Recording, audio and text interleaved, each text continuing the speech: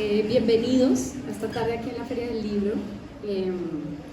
Estamos con Antonio Ortuño, escritor de La Armada Invencible, autor de varias novelas, de 11 novelas, de cuentos, que ha sido traducido a más de 6 idiomas, obviamente en distintas partes del mundo, que tienes unas descripciones como irreverente, carnal, ¿no? Como muy fuertes y muy particulares. Bienvenido, Antonio. Muchas gracias, Tony. Vamos a hablar de esta novela que se llama La Armada Invencible. Yo me la leí, me la acabé esta mañana. Lloré, me rompió un poco el corazón, aunque es una novela de metal. Es una novela inspirada y basada en el metal. Para no spoilear, pues es una historia de 4 amigos que tuvieron una banda de metal y se reúnen después de años a tratar de revivirla. Y bueno, son cuarentones, entonces pues eso hace que tengan que actualizarse de muchas maneras y sacar todo eso, ¿no?, que tenían guardado desde la frustración de no haber podido ser la banda tan exitosa que hubieran querido ser. Tuvieron cierto éxito en su momento, ¿cierto? La Armada Invencible, así se llamaba la banda, y deciden revivir este momento, a nombre, por supuesto, del vocalista de la banda, que es el que empieza a invitar a sus amigos. Él pareciera ser el protagonista, sin embargo no es el protagonista del libro. Yo siento que es más Julián, que es el bajista. Pero la primera pregunta que te quiero hacer es, ¿qué tan biográfica es esta novela? ¿Y cómo fue este proceso que te agarró además en esta pandemia escribiendo esta novela? Bueno, primero, muchas gracias, Connie, qué gusto estar aquí, gracias a todos ustedes. Desde luego las historias de las novelas a veces son tan largas como las novelas mismas. Yo creo que la escritura siempre viene de muchas fuentes y una, desde luego, tiene que ver con la memoria y con la experiencia. En una novela como esta, yo veo bastante difícil que alguien escriba sobre heavy metal y sobre thrash metal si no es algo que es importante para él, ¿no? No me imagino un profesor metido en una biblioteca investigando sobre metal, documentándose durante 6 años. Escuchando Judas Priest y Iron Maiden. Claro, y tomando pastillas en la noche para que se le olvide. Rezándole al demonio.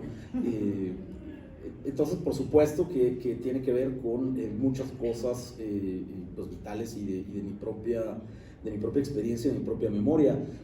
Yo crecí en una familia en la que básicamente se escuchaba rock. Mi madre no escuchaba rock, pero trabajaba todo el día. Y yo soy el menor de los hermanos, entonces pues solo había rock. El resto de la música era la música de los demás. La música que ponían en el autobús cuando iba yo a la escuela, la del supermercado, la de los vecinos, que como nosotros le subíamos al volumen, pues ellos respondían subiéndole también, ¿no? Al norteño o a la ranchera o a la cumbia, y lo cual provocaba desde luego que nosotros le subiéramos todavía más, ¿no? En guerra perpetua con los vecinos por el ruido. Y eso pues marca, desde luego. Y yo creo que el metalero siempre tiene así una suerte de tatuaje con su relación con el metal, ¿no? Porque no es una especie de gusto de, sí, de repente escucho algo de metal y otros días oigo progresivo y otros días oigo polkas. Es algo absorbente, es algo que da identidad y que vertebra la identidad de la... Pues es que el que escucha metal se vuelve metalero. Por supuesto, ¿no? No suele haber metaleros casuales. Y claro, yo no sé qué tan metalero soy a estas alturas, es decir, si a los 12 o 14 o 15 años, claro que lo era el 100% del tiempo. Luego pasé muchos años oyendo más punk rock que metal. Pero bueno, pues ahí está siempre, ¿no? ¿Tuviste banda de metal? Nunca tuve una banda de metal, no, incluso con mis años toco como covers de los Ramones, ¿no?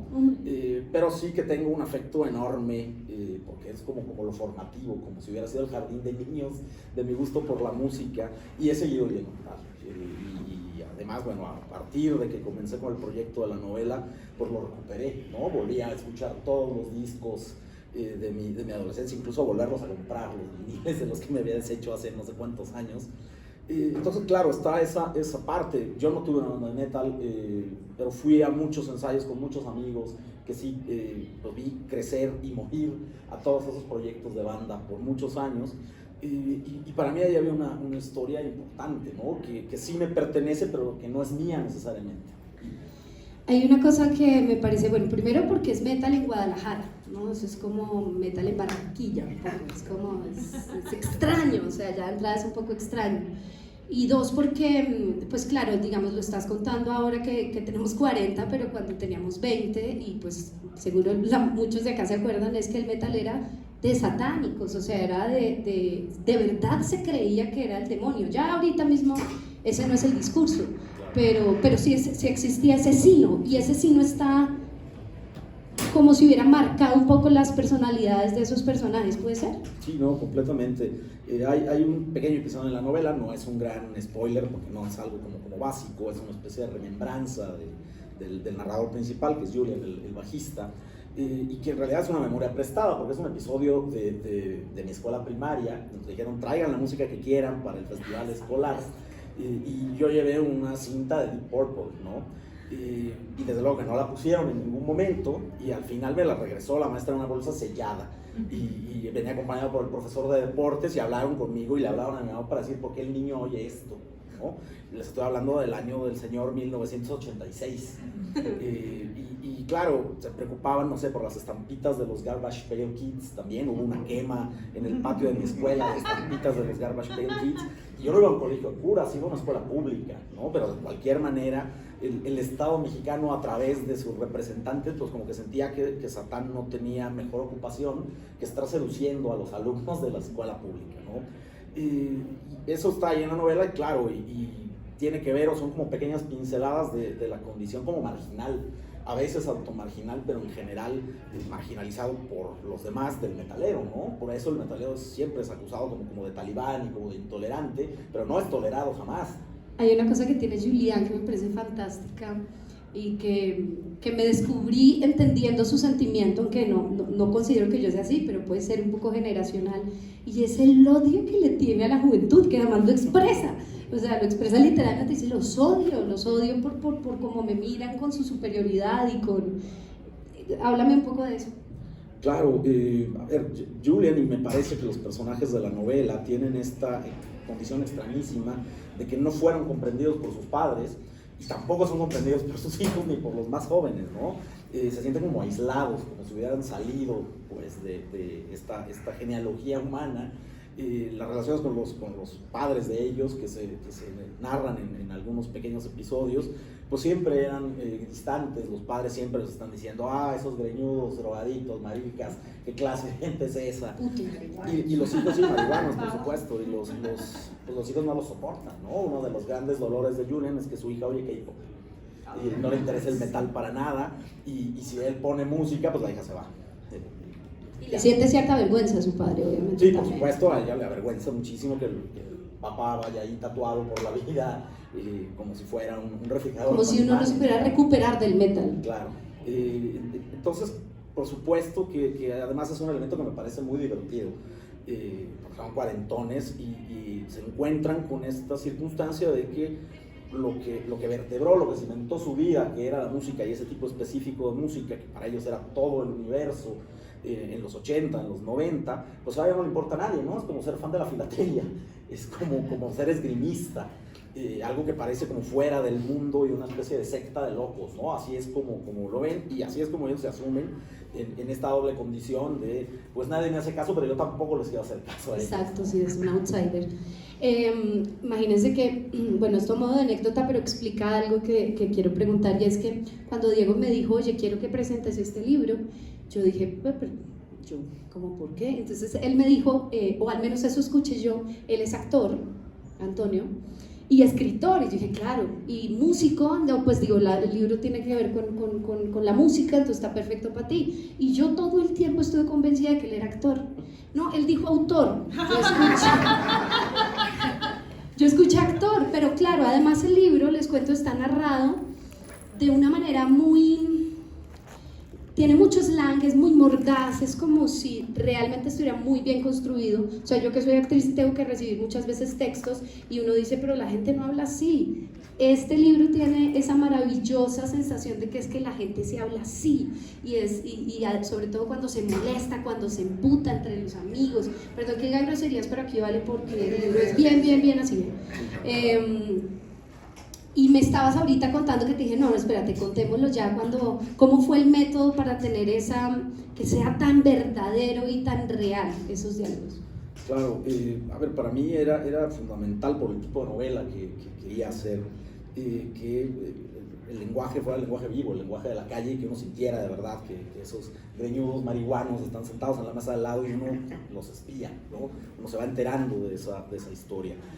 Claro, ese lenguaje necesita una formulación literaria, pero bueno, el trabajo consiste en que siga vivo, en que se perciba esa oralidad permanente. Desde luego tiene una cantidad de interjecciones y, como decimos en México, de mentadas de madre, que es interminable. Si las quitara todas del libro quedaría de 5 páginas, son 400 casi.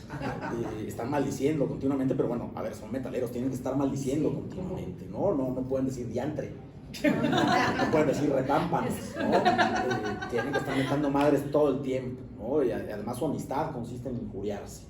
Lo reflexiona en algún momento Julian, que dice que entre hombres la amistad sin humillación es solo aprecio, ¿no? Se tienen que atentar los unos contra los otros. Y la manera, el método de trabajo para que eso existiera, o al menos el que se me ocurrió, que resultó ser muy complicado, es que yo grababa, es decir, sí fui un poco actor, me metí en personaje. Hablé como Julian contando su historia, hablé como Patty contando su historia, hablé como el Gordo Aceves contando su historia, como Barry contando su historia, y con la aplicación lo hacía en el teléfono, salía a pasear a mis perros y grababa, o en la computadora, o en el iPad, o en donde pudiera, probando las aplicaciones que convierten la voz en texto, que todas son malísimas, no entienden los nombres propios. En Guadalajara, creo que como en Bogotá, usamos muchos diminutivos. Para las aplicaciones eso no existe. Entonces, bueno, luego me pasé 2 años tratando de entender qué era lo que había grabado, y sobre eso construyendo además, ¿no? Porque desde luego lo que grababa pues no sale en crudo así, porque se tiene que formular literariamente y se tiene que construir con eso, pero tratar de retener lo más posible esa vitalidad. Y sí, aunque sea autor y no actor, pero sí hay un asunto un poco histriónico, y así se construye el libro, ¿no? ¿Has pensado que se pueda volver de pronto también una peli, como otro de tus libros? Bueno, los derechos ya están comprados.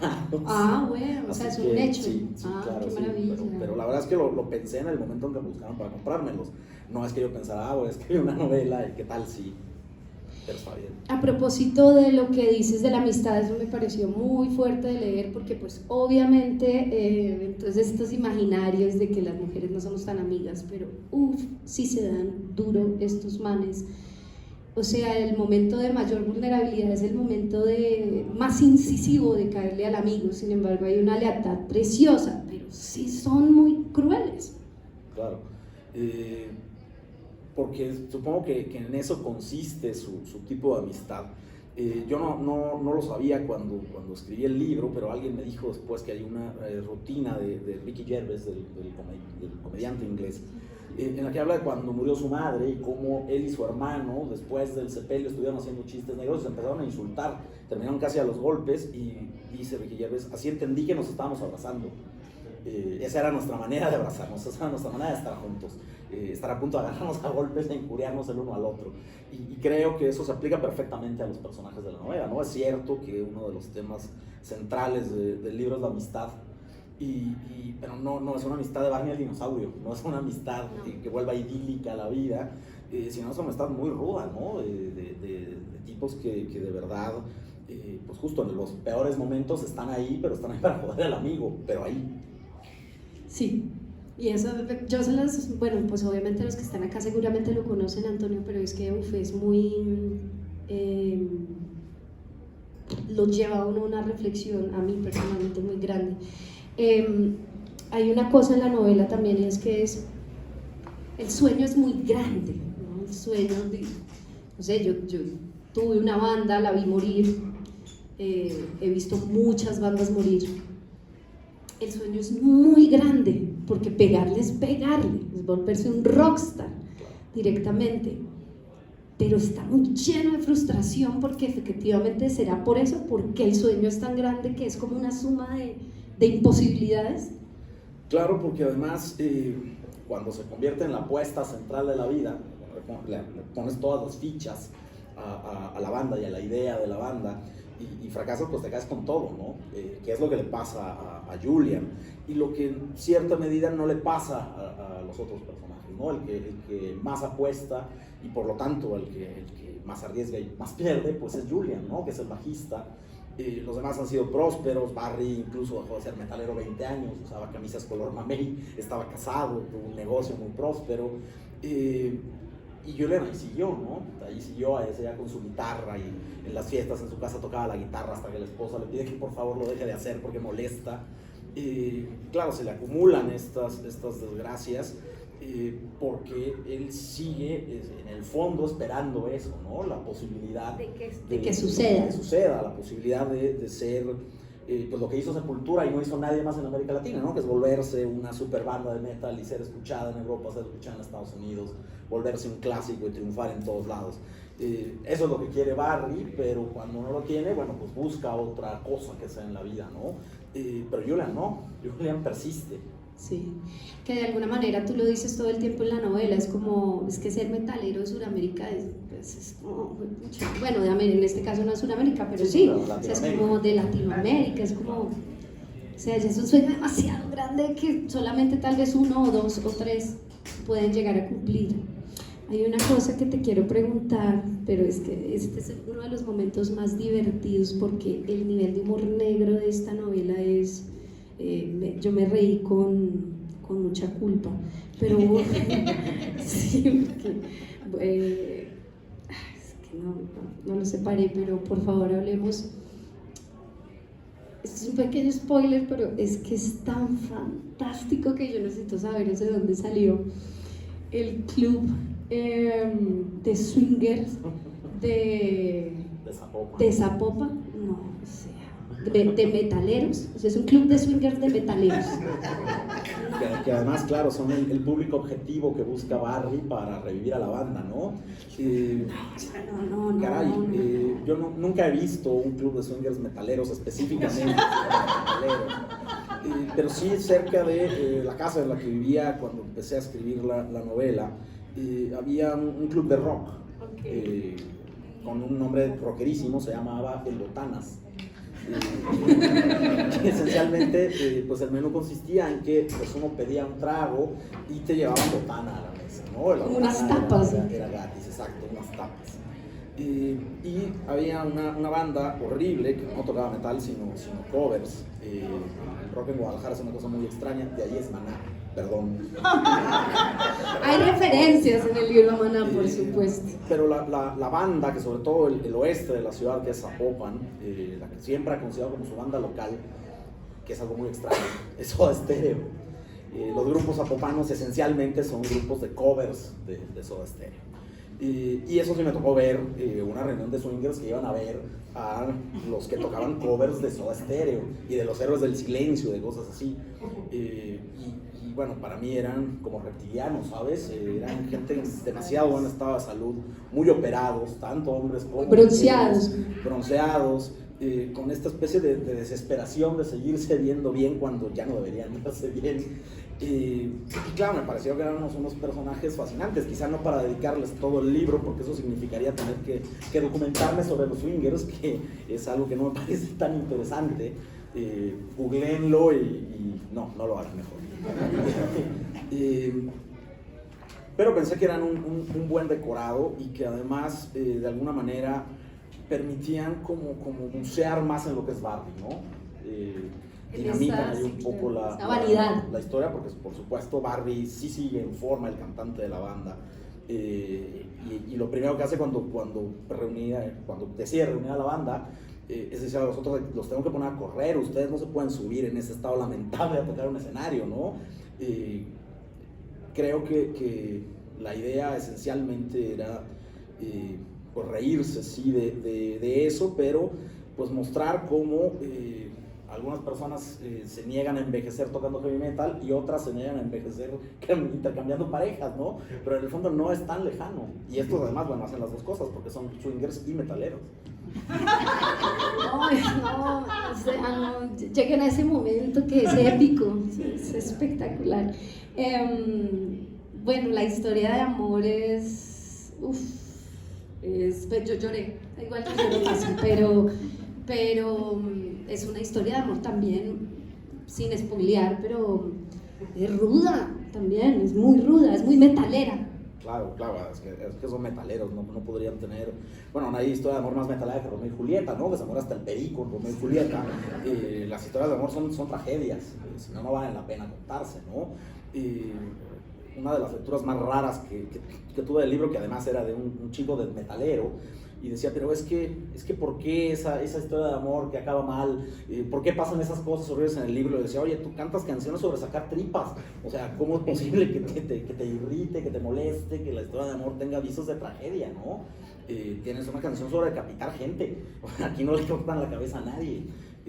A veces es curioso, pero ese tipo de como tragedias personales o íntimas resultan ser más nocivas que una canción de decapitaciones, ¿no? Es algo mucho más rudo porque te importa, porque esa canción de decapitaciones se asume y se sabe que es una caricatura, ¿no? Casi nadie canta en serio, algunos sí, pero casi nadie canta en serio sobre cortarle la cabeza a alguien en el metal. Pero bueno, gente que vive en medio de eso, como los músicos de esta novela, sí, pues tienen sus momentos de vulnerabilidad y están poco equipados para ello, ¿no? Y por eso hay novela. Qué bueno, si supieran resolver sus conflictos y si todos hubieran ido a terapia, pues no hay novela, ¿no? Sí, aquí no dan a terapia. ¿Tienes una camiseta de metal, pues? Sí, claro, tengo tiene al diablo, es decir, pues es una banda, pero pues es una playa que directamente pues tiene al diablo, ¿no? Me parece que es muy metalera. ¿Cómo cae entre el público metalero? O sea, tus amigos, tu combo de gente, porque, no sé, algunos amigos dirán, o sea, este soy yo, esto nos pasó. La verdad es que exactamente es lo que ha sucedido y es muy extraño.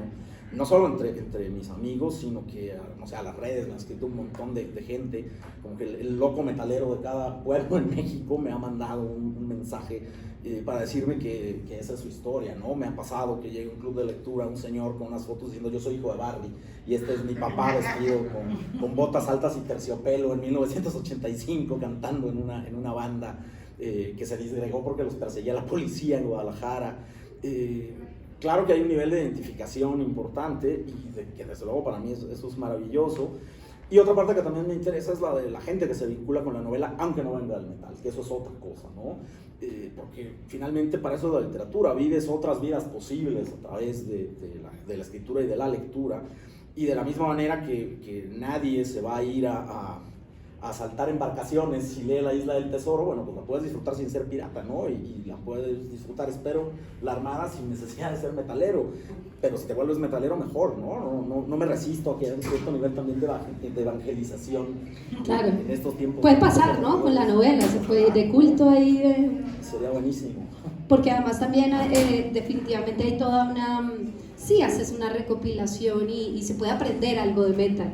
Así uno no sepa nada simplemente leyendo la novela. Claro, a ver, la idea no era como tratar de hacer alfabetización metalera, sino que, a ver, para el metalero de cepa, las genealogías son muy importantes, ¿no? Como es algo tan absolutamente identitario y como hay 179 subgéneros de metal, ayer lo decía que tengo una charla en la universidad, cada vez que nace un noruego hay un nuevo subgénero de metal, ¿no? Son infinitos.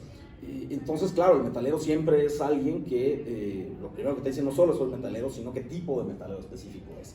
Y de dónde viene el sonido que le agrada. Y para algunos nace con Death, y que es una banda, pues digamos, tardía, pero para otros, claro, fue mucho antes, con Judas Priest, con Iron Maiden, con Motorhead, y antes de eso, bueno, el hard rock con Deep Purple, y claro, pues en la novela Julian trata también como de construir su mito fundacional, ¿no? Su génesis particular que hace nacer todo de Helter Skelter, de la canción de los Beatles, que menos parece canción de los Beatles, y de ahí saca, ¿no? ese ruido, esa distorsión, ese espíritu, digamos, confrontativo, que en general no tienen las canciones de los Beatles, pero esa extrañamente sí, ¿no?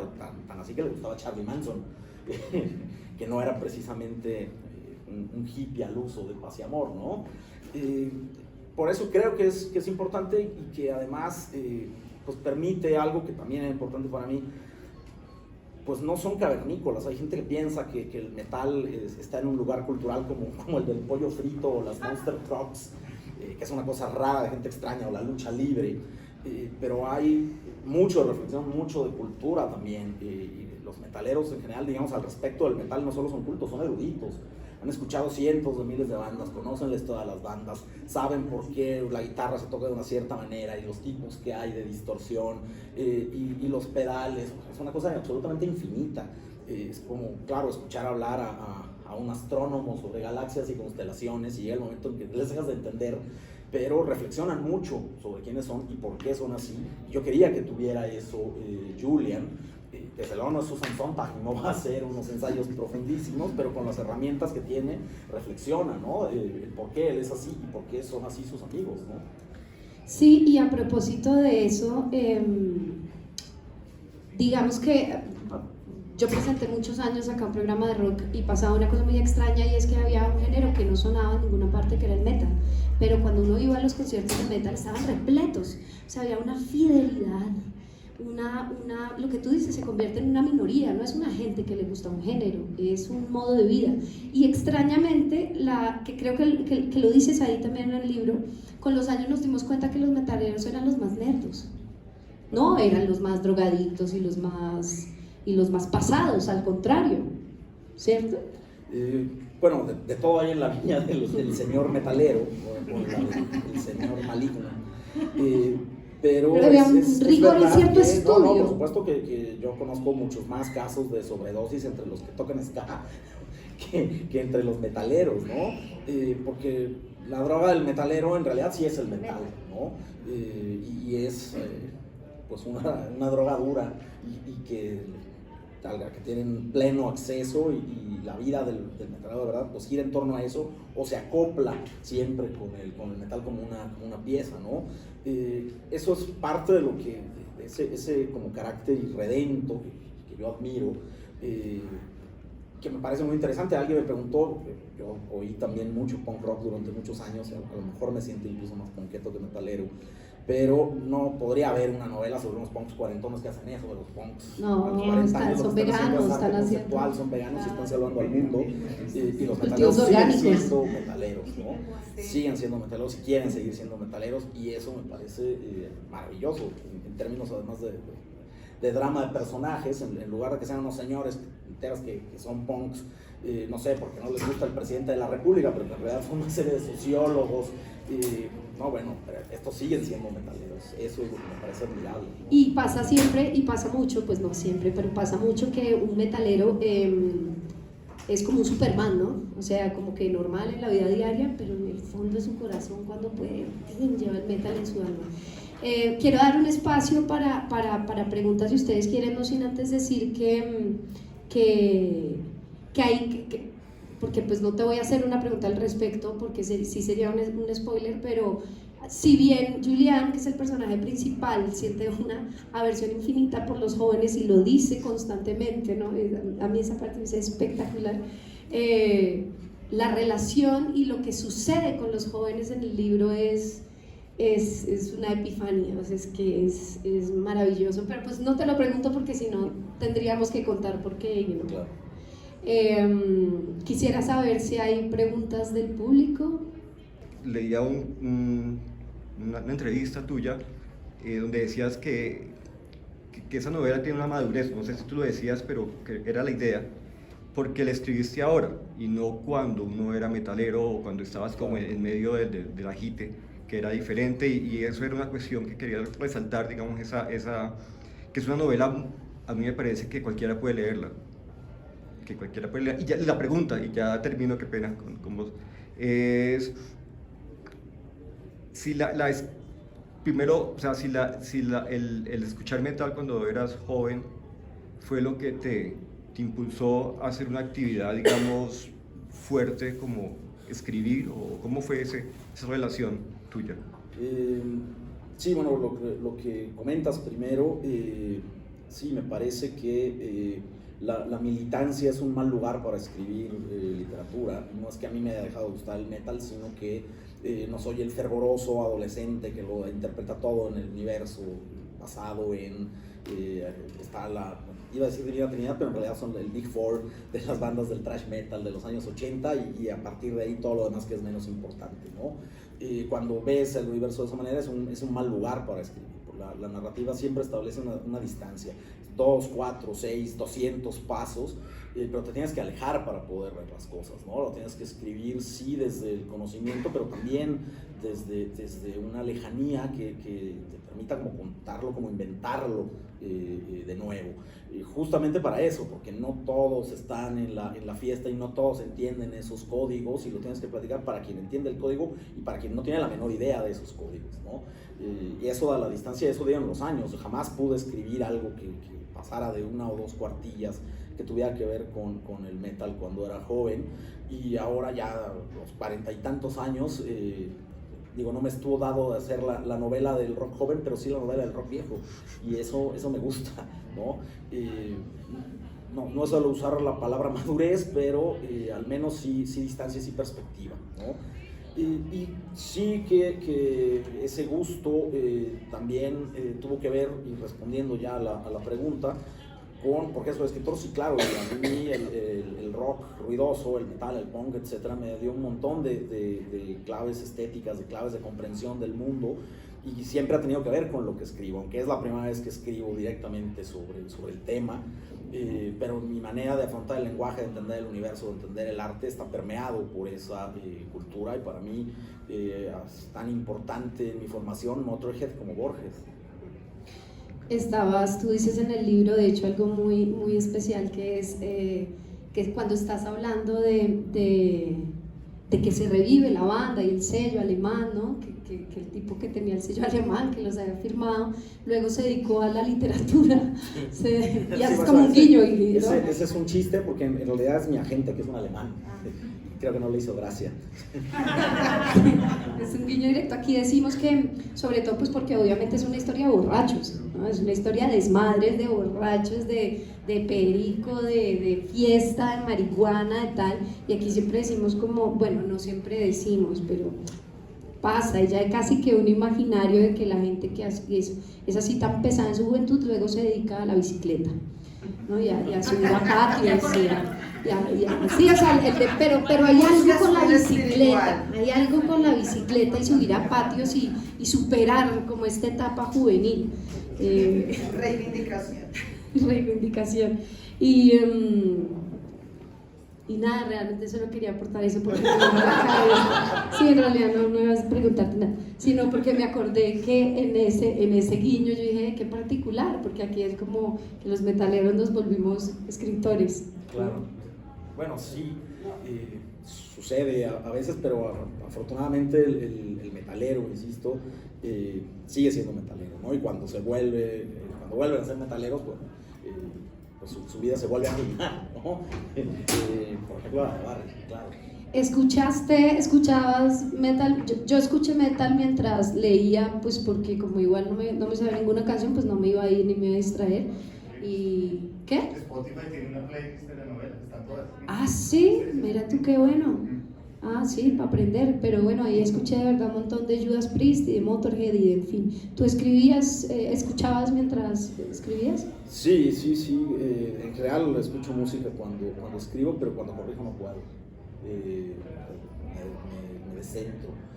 Entonces, claro que en la redacción o en la concepción de la novela, pues sí, tenía las bocinas tronando, pero cuando corrijo no, porque me pierdo completamente y me pongo a hacer así en lugar de corregir y no avanzo. Entonces, no, en absoluto silencio. Tengo unos audífonos de cancelación y no escucho a nada, ¿no? Ni mis perros pueden destruir la casa y no me voy a enterar y me concentro muchísimo, pero para la escritura sí. ¿Alguna otra pregunta? Ya nos quedaría espacio para una. Yo no soy música. soy docente. Ya lo había conocido hace años acá, la familia. Me gusta su estilo narrativo, es una de las figuras más importantes de México con Emiliano Monge. Estructura que dan a Latinoamérica una visión amplia de su pensamiento. Quería venir hoy a escucharlo sobre música, a mí me gusta la música, pero quería escucharlo si todo lo que va a escribir ahí puede impactar en todos los lectores, o sea, en todas las personas que no conocen o no saben de música.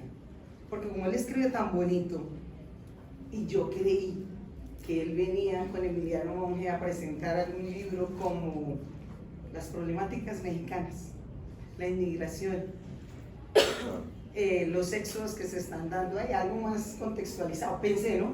Pero sorprendente, qué chévere y qué bonito que se haga un rescate de este tipo de música que para muchos de nuestras generaciones, sí, porque digo, de pronto soy mayor, es relevante, es icónico que alguien toque eso y que nos vuelva a colocar las canciones cuando va haciendo la historia con los personajes. Uno va sintiendo la música, o el momento, o recuerda la época. Bueno, muchas gracias.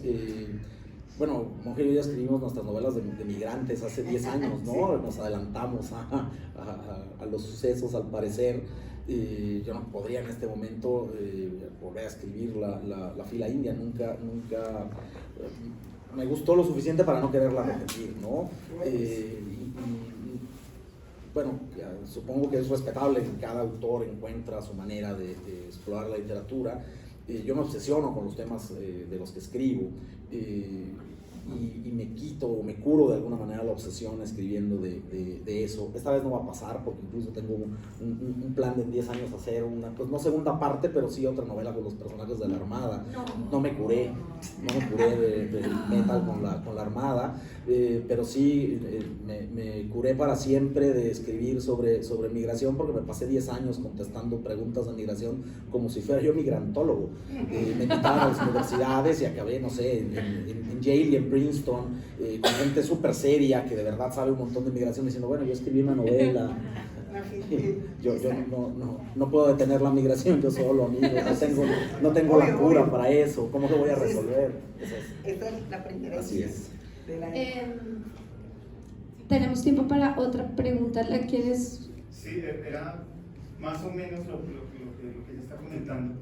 Yo a Antonio lo leo hace por ahí 6-7 años y claro, entonces lee sobre periodistas skinheads, lee sobre una agencia inmobiliaria en Guadalajara, lee sobre inmigrantes, una trabajadora social, todo esto. Y bueno, cuando uno lo sigue en redes y uno sabe que es muy punk, muy grunge, muy metal y todo eso, y te enteras que está haciendo una novela de metal y uno sabe todo lo fuerte que ha sido escribir las otras cosas, como que la sensación de que, pucha, esto que va a leer va a ser una cosa bestial, como pasó, obviamente, pero sí era la sensación, esa curiosidad, casi que ese morbo de leer esta novela. Incluso pues viajé a México el año pasado y la compré, no espero que llegue a Colombia, sino me la quería asustar de una vez, porque también tengo un pedacito metalero, pero sí era como esta cuestión de que la sensación de este libro iba a ser bien fuerte, sabiendo ya lo que venía, los finales que tienen las otras novelas, esta cómo va a acabar, que cada novela entonces tiene unos finales bien particulares, esa es la palabra. Entonces quería como comentar eso también, que va a ser como ese desarrollo, cómo se llegó a ese punto. Bueno, muchas gracias. Y por ejemplo, mis tíos en Madrid, les dije que les mandaba la novela por DHL y dijeron, no, en noviembre sale en España, espera. No gastes en paquetería ahí. Así que gracias. ¿Querías preguntar algo? Sí, chances. A mí me pasó cuando dice Julian de Patito que la ve tocar y que dice, esto es lo más cercano a ver tocar a Mozart. Me sucedió así, tuve una como revelación la otra vez que estaba viendo, tenía a la bajista sustituta de Merciful Fate, a Becky Baldwin, y la vi así tocar tan abstraída, dije, puta, esta es la Patito. Digo, yo sé que Patito es guitarrista y ella es bajista, pero se me hizo su personificación. Es más, ya me olvidé de King Diamond y me dediqué a verla a ella todo el concierto. Pero en la época, la Patito se inspiró en alguien porque en esa época, digo, ahorita hay muchas bandas de morras, pero en esa época sí eran rarísimas las mujeres en el metal. La más rubia. Sí, claro, porque es medio gringa. De Ajijic. Y de Ajijic, Jalisco, que es una población en donde pues, viven casi más gringos que mexicanos, ¿no? Caray, yo creo que todos los personajes de todos los libros se crean como por retazos, ¿no? Por rasgos que uno toma de un sitio, de otro, y yo no sé, no sé tú, porque además, no sé si lo sepan, pero el señor es colega, Daniel Salinas Basabe, es el escritor mexicano metalero, no soy yo. Daniel Salinas sí lo es. Y toma uno como esos rasgos y todos son como Frankenstein, ¿no? Tratas de que resulten un Frankenstein lindo, pero vienen de muchas partes. Porque si yo lo único que hiciera fuera cambiarle el nombre a un personaje porque está basado en otro, me aburriría de escribirlo, ¿no? Y nunca se me ocurre un personaje como en solitario. Yo me imagino a todos los personajes con una suerte de bloque, porque creo que la literatura, para quien la lee, tiene que ser como un fruto, como una especie de durazno que siente así, que lo bajó del árbol, pero yo que lo escribo sé que es un reloj, tiene un montón de piezas que tienen que funcionar, y los engranes se ensamblan los unos con los otros, entonces nunca me imagino un personaje solo, ¿no? Nacen todos en conjunto y se definen los unos con los otros. Bueno, y ya para cerrar, pues, bueno, primero que todo, muchas gracias, Antonio, pero antes quería decir algo más, y es que en el libro hacen alusión a la gran diferencia entre el metal y el grunge, ¿no? A mí me tocó más el grunge que en realidad que el metal, y decías que el grunge es muy nihilista, ¿no? Todos como existencialistas, ¿no? Y se mueren y tal. En cambio, el metal tiene un poder y como una ira que es precisamente su fuerza, y yo creo que este es esto es un gran regalo para un montón de gente que sé que va a vibrar infinito, así como lo hice yo sin ser metalera. Entonces se consigue allá afuera para los que no lo tengan, y nuevamente muchas gracias, Antonio, por esta novela, por estar en Colombia y por esta charla. No, muchísimas gracias.